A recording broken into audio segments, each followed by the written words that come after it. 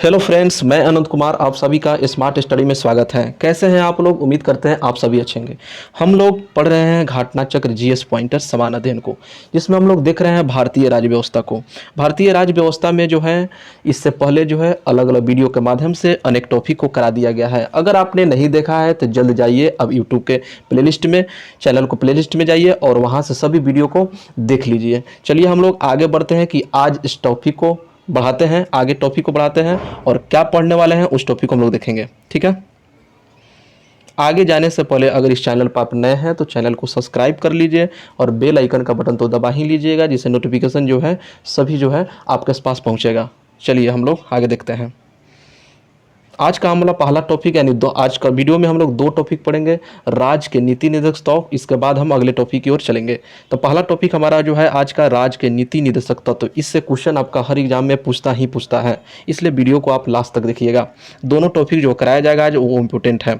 चलिए पहला क्वेश्चन आपका राज्य के नीति निदेशक तत्व का पहला क्वेश्चन क्या दिया हुआ है कि राज्य के नीति निदेशक सिद्धांतों को भारतीय संविधान में शामिल किए जाने का उद्देश्य है तो सामाजिक और आर्थिक प्रजातंत्र को स्थापित करना।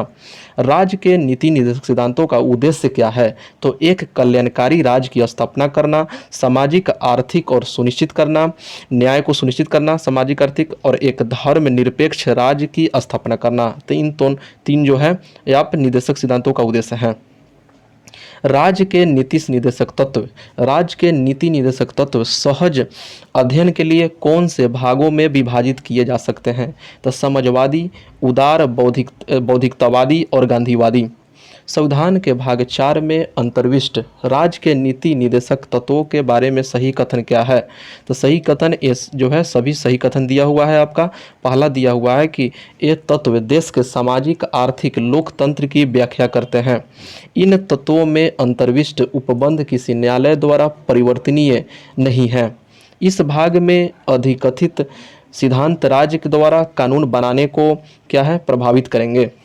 ठीक है, अगला क्वेश्चन दिया हुआ है कि कल्याणकारी राज्य की संकल्पना का समावेश भारत के संविधान में है तो राज्य के नीति निदेशक तत्वों में है। भारत के संविधान का कौन सा भाग कल्याणकारी राज्य का आदर्श घोषित करता है तो आपका राज्य के नीति निदेशक तत्व जो है कल्याणकारी राज्य के आदर्श को घोषित करता है। संविधान में भारत के कल्याणकारी राज्य होने का विचार पाया जाता है तो प्रस्तावना तथा राज्य के नीति निदेशक तत्वों में। नोट दिया हुआ है कि यदि दोनों के साथ में चयन का विकल्प न हो तो इसका उत्तर नीति निदेशक तत्व ही आप मारेंगे। ठीक है, फिर से नोट को पढ़ लीजिएगा। भारत के संविधान के संदर्भ में राज्य के नीति के निदेशक तत्व जो हैं विधायिका या कार्यपालिका के कृतियों पर निर्बंध नहीं करते हैं। चलिए नेक्स्ट पेज का पहला क्वेश्चन दिया हुआ है कि भारतीय संविधान में सम्मिलित नीति निदेशक तत्वों की प्रेरणा हमें कहाँ से प्राप्त हुई है तो आयरलैंड के संविधान से है। नीति निदेशक तत्वों को हम लोगों ने लिया है। नीति निदेशक सिद्धांत जो है आपका वाद योग नहीं है। नीति निदेशक तत्व क्या है तो वाद योग नहीं है। भारत के संविधान के अनुसार देश के शासन के लिए आधारभूत है तो राज्य की नीति के निदेशक तत्व। भारतीय संविधान के अंतर्गत धन का केंद्रीकरण उल्लंघन करता है तो राज्य के नीति निदेशक तत्वों का। चलिए नेक्स्ट क्वेश्चन की ओर चलते हैं। नेक्स्ट क्वेश्चन जो है कि पुरुषों और स्त्रियों दोनों का समान कार्य के लिए समान वेतन भारत के संविधान में सुनिश्चित किया गया है तो राज्य के नीति निदेशक सिद्धांतों का एक अंग है। अगला क्वेश्चन कि राज्य सरकार को ग्राम पंचायतों को संगठित करने के लिए निर्देशित करता है तो आपका अनुच्छेद 40 जो है ग्राम पंचायतों को निर्देशित करता है। भारत के संविधान के अंतर्गत ग्राम पंचायतों का संगठन जो है राज्य के नीति के लिए निदेशक सिद्धांत है। चलिए नेक्स्ट क्वेश्चन दिया हुआ है कि आपका सही मिलान इस प्रकार है। आपका सही मिलान ही दिया हुआ है तो पूछेगा कि ग्राम पंचायतों का गठन जो है किस अनुच्छेद में है तो अनुच्छेद 40 में। कुछ दशाओं में काम, शिक्षा और लोक सहायता पाने का अधिकार आपका अनुच्छेद 41 में है। नागरिकों के लिए समान नागरिक संहिता की बात अनुच्छेद 44 में किया गया है। कृषि एवं पशुपालन का गठन जो है अनुच्छेद 48 में है। न्यायपालिका और कार्यपालिका का पृथकीकरण जो है अनुच्छेद 50 में। अंतर्राष्ट्रीय शांति का विकास की बात अनुच्छेद 51 में की गई है। समान न्याय एवं निःशुल्क विधिक सहायता अनुच्छेद जो है 39A में किया है। 39A में, तो इन सभी को आप ध्यान रखेंगे। चलिए नेक्स्ट क्वेश्चन आपका कथन और कारण का है। पहला कथन दिया हुआ है कि मनरेगा हर परिवार के कम से कम एक सदस्य को वर्ष में 100 दिन का रोजगार दिलाने का प्रावधान करता है। ठीक है, जो कि बिल्कुल सही है। कारण दिया हुआ है कि रोजगार का अधिकार जो है संविधान के भाग 3 में प्रविधित है। ये आपका गलत होगा तो केवल कथन ए सही हो जाएगा। ठीक है। राज्य के नीति निर्देशक सिद्धांतों का सही सुमेलन इस प्रकार है। देखिए, अंतर्राष्ट्रीय शांति और सुरक्षा के संवर्धन से संबंधित अनुच्छेद कौन सा है? तो अनुच्छेद 51। उद्योगों के प्रबंध में कर्मकारों के भाग लेने का अधिकार आपका अनुच्छेद 43 के क में है। पर्यावरण संरक्षण संवर्धन और वन्य तथा वन्य जीवों की रक्षा की बात अनुच्छेद 48 क में किया गया है। ठीक है। चलिए नेक्स्ट क्वेश्चन की ओर चलते हैं। नेक्स्ट क्वेश्चन आपका दिया हुआ है कि सही सुमेलित है। सही सुमेलित में दिया हुआ है कि समान न्याय और निःशुल्क विधिक सहायता किस अनुच्छेद में है? तो 39A में। कृषि और पशुपालन का संगठन आपका अनुच्छेद 48 में है। ग्राम पंचायतों का संगठन अनुच्छेद 40 में है। पुरुषों और स्त्रियों दोनों का समान कार्य के लिए समान वेतन जो है वह अनुच्छेद 39 के घ में है। तो इन सभी को आप लोग ध्यान रखिएगा। चलिए नेक्स्ट क्वेश्चन की ओर चलते हैं। सही सुमेलित फिर से दे दिया है आपका। सही सुमेलित क्या है? तो न्यायपालिका व कार्यपालिका का पृथक्करण किस अनुच्छेद में है? तो अनुच्छेद 50 में चर्चा की गई है। अनुसूचित जातियों तथा अनुसूचित जनजातियों के शैक्षणिक तथा आर्थिक हितों की जो अभिवृद्धि जो है वह अनुच्छेद 46 में है। नेक्स्ट क्वेश्चन आपका दिया हुआ है कि सहकारी सोसाइटी का संवर्धन अनुच्छेद 43B में।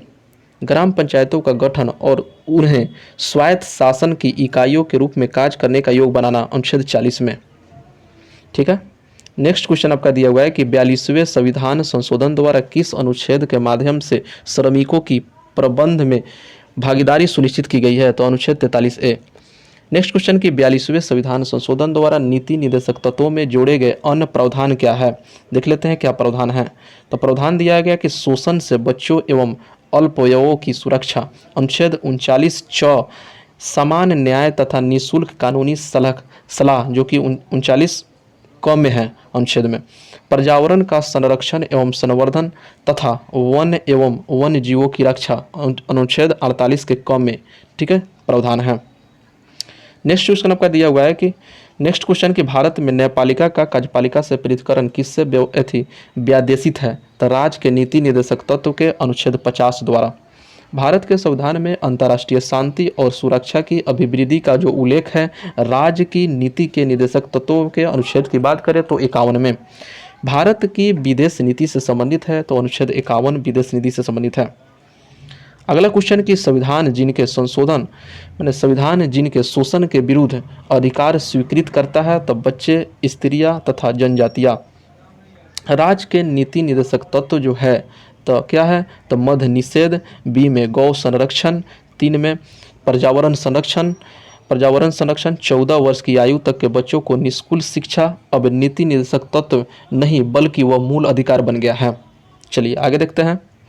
मादक पेयों और स्वास्थ्य के लिए हानिकारक औषधियों के औषधीय प्रयोजन से भिन्न उपभोग का प्रतिषेध शामिल है तो राज्य के नीति निर्देशक तत्व अनुच्छेद 47 में।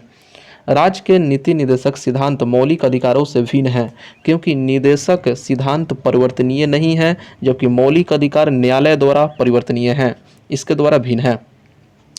नेक्स्ट क्वेश्चन आपका दिया हुआ है कि गांधीवादी सिद्धांत जो राज्य की नीति के निर्देशक तत्वों में प्रतिबिंबित होते हैं तो ग्राम पंचायतों को संगठित करना, ग्रामीण क्षेत्रों में कुटीर उद्योगों को प्रोत्साहित करना। नेक्स्ट क्वेश्चन, राज्य के नीति निर्देशक सिद्धांतों में से वह जिसके बारे में संविधान शांत है तो आपका प्रौढ़ शिक्षा पर शांत है। नेक्स्ट क्वेश्चन दिया हुआ है कि राज्य के नीति निर्देशक सिद्धांतों में सम्मिलित नहीं है तो सूचना का अधिकार सम्मिलित नहीं है। नीति निर्देशक तत्व जो है आपका समान नागरिक संहिता अनुच्छेद 44 में। ठीक है, चलिए नेक्स्ट पेज की ओर चलते हैं। नेक्स्ट पेज में फिर आपका पहला क्वेश्चन क्या दिया हुआ है कि राज्य के नीति निर्देशक तत्व सिद्धांत के अंतर्गत सुनिश्चित करने का प्रयास करेगा कि पुरुष और महिलाओं को समान कार्य हेतु समान वेतन, जीविकोपार्जन हेतु पर्याप्त साधनों का समान अधिकार तथा काम हेतु न्यायसंगत और मानवेचित दशाएं हो। नेक्स्ट क्वेश्चन कि राज्य का नीति निर्देशक सिद्धांत एक ऐसा चेक है जो बैंक की सुविधा अनुसार अदा किया जाता है। यह किसने कहा है? तो केटी शाह ने कहा है। भारत सरकार द्वारा आरंभ किए गए राष्ट्रीय सामाजिक सहायता कार्यक्रम से भारत के संविधान के उपबंधों में से कौन सा पूरा होता है? कौन सा पूरा होता है? तो राज्य के नीति के निर्देशक तत्व। भारतीय संविधान में पर्यावरण संरक्षण एवं संवर्धन तथा वन्य जीवन की रक्षा के प्रावधान पाए जाते हैं, तो राज्य के नीति निर्देशक तत्व तथा मूल कर्तव्यों में पाया जाता है। चलिए नेक्स्ट टॉपिक की ओर चलते हैं। तब हम लोगों ने राज्य के नीति निर्देशक तत्व के टॉपिक को हमने देख लिया है। अगला क्वेश्चन और अगला टॉपिक जो है आपका मूल कर्तव्य है।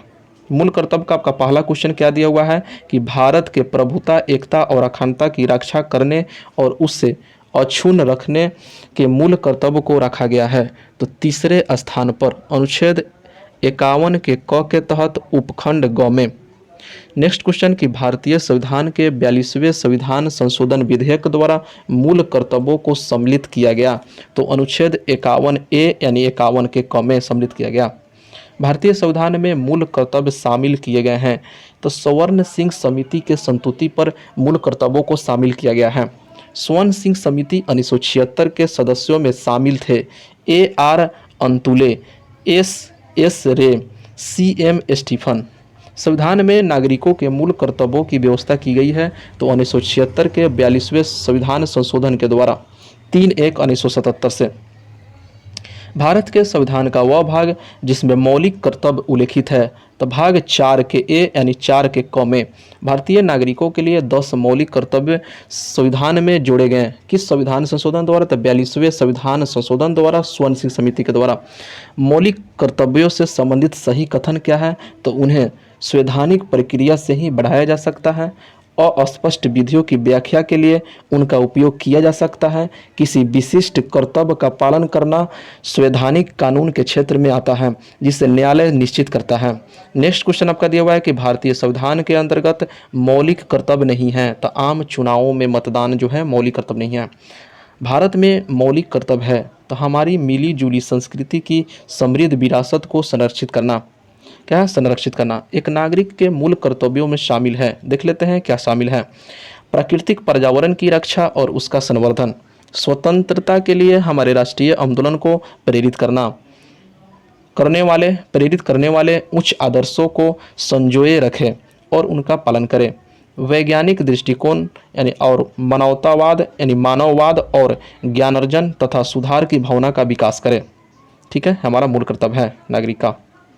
नेक्स्ट क्वेश्चन आपका दिया हुआ है कि भारतीय संविधान के अंतर्गत मौलिक कर्तव्य में सम्मिलित है। देख लेते हैं क्या सम्मिलित है। तो देश की रक्षा करना एवं राष्ट्र की सेवा करना, हमारी सामाजिक संस्कृति की गौरवशाली परंपरा का महत्व को समझना और उसका परिरक्षण करना, सार्वजनिक संपत्ति को सुरक्षित रखना एवं हिंसा से दूर रहना। चलिए नेक्स्ट क्वेश्चन को चलते हैं कि भारतीय संविधान द्वारा प्रदत्त नागरिकों के जो मौलिक कर्तव्य में सम्मिलित है, क्या सम्मिलित है? तो मिश्रित संस्कृति की समृद्ध विरासत की रक्षा करना, वैज्ञानिक मनोदशा और खोज की भावना का विकास, व्यक्तिक और सामूहिक कार्यकलापों के सभी क्षेत्रों में उत्कृष्टता के लिए प्रयत्न। चलिए नेक्स्ट क्वेश्चन की ओर चलते हैं कि ग्राम पंचायत राष्ट्रीय ध्वज अनुसूचित जाति या जनजाति एवं वन्य प्राणी में से किस एक का संरक्षण भारतीय नागरिक का मूल कर्तव्य है? तो वन्य प्राणी का संरक्षण भारत के प्रत्येक नागरिक का कर्तव्य होगा कि प्राकृतिक पर्यावरण का संरक्षण एवं सुधार शामिल है। तो अनुच्छेद 51 के क यानी उपखंड 6 में। सही कथन क्या है? सही कथन है कि मूल कर्तव्य जो है मौलिक अधिकारों का भाग नहीं है। मूल कर्तव्य मौलिक अधिकारों का भाग नहीं है। भारतीय संविधान के भाग 4 के क में मौलिक कर्तव्य गिनाए गए हैं।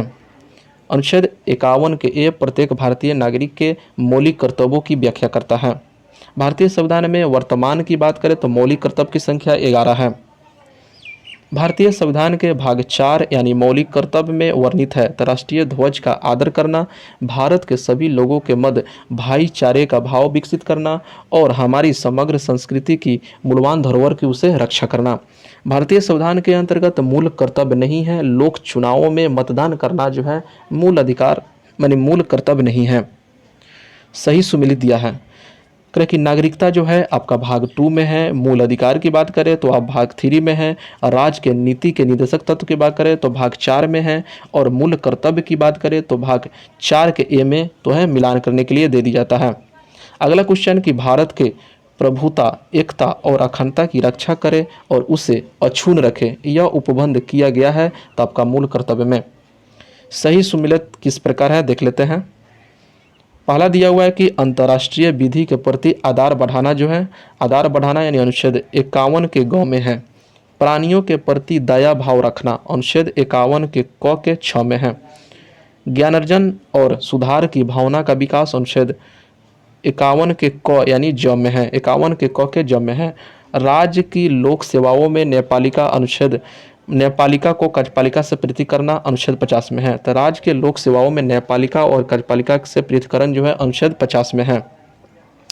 तो हम लोगों ने इन दोनों टॉपिक यानी राज्य के नीति निर्देशक तत्व और मौलिक कर्तव्य को हम लोगों ने देख लिया है। मौलिक कर्तव्य यानी मूल कर्तव्यों को हम लोगों ने देख लिया है। वीडियो आप लोगों को कैसा लगा और कमेंट के द्वारा बताइए, ठीक है। और चैनल को सब्सक्राइब कर लीजिए और वीडियो को ज़्यादा से ज़्यादा ग्रुप में शेयर कीजिए, जिससे अधिक से अधिक जो है बच्चे जो हैं हमसे जुड़ सकें। और इसी तरह के वीडियो के लिए आप पाने के लिए आप इस चैनल को सब्सक्राइब जरूर कर लीजिएगा और बेल आइकन बटन दबा लीजिएगा, जिससे प्रॉपर जो है आपके पास नोटिफिकेशन पहुंचे कि इस चैनल पर क्या क्या डाला जा रहा है पढ़ाई से रिलेटेड, ठीक है। तो फिर मिलते हैं नेक्स्ट टॉपिक में, तब तक वीडियो देखने के लिए धन्यवाद।